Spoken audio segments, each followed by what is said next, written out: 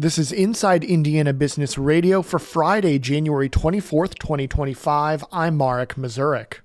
Just a few months ago, the term small modular nuclear reactor wasn't in the lexicon of most Hoosiers.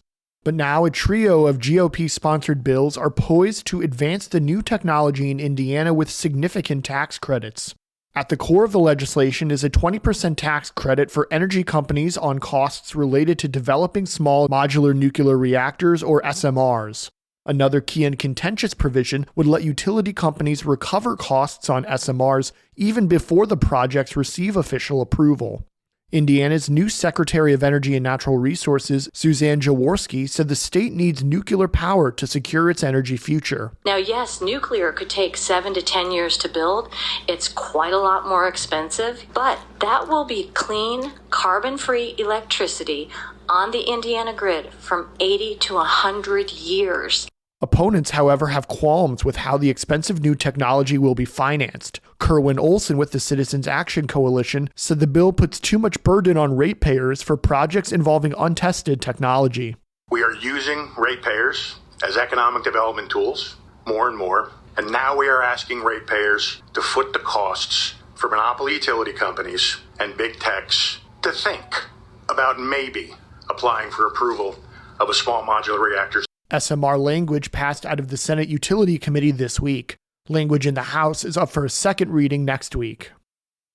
Columbus, Ohio-based American Electric Power said this week it plans to end its hybrid work model and order some employees to return to the office 5 days a week.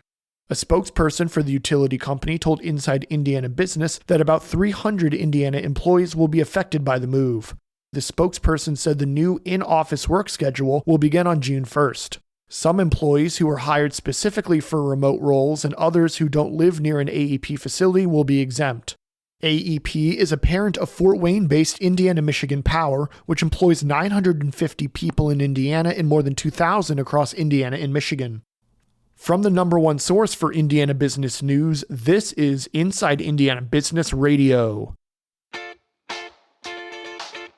To succeed, you need to stay informed. You need to be engaged. And let's face it, you need to set yourself apart from the rest by connecting with a company that brings you the best. Because in today's environment, business is an ever-moving target, and we'll help you chase it. IBJ Media. The best of business is in us. Get started at ibjmedia.com/youngprofessional. A local aviation school is beginning to look for a new home ahead of its anticipated eviction from the Indy South Greenwood Airport later this winter. Jeff Air Pilot Services said Thursday that it was notified last week of the city's plan to terminate its lease in March after 14 years of operation at the airport, which was known as the Greenwood Municipal Airport until a name change in 2016.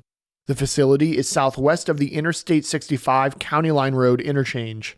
The company currently uses about 960 square feet in the primary fixed-base operator building at the facility, employing 26 people.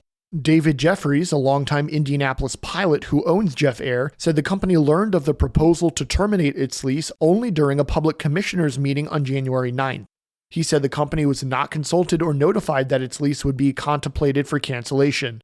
He called the decision a, quote, callous move.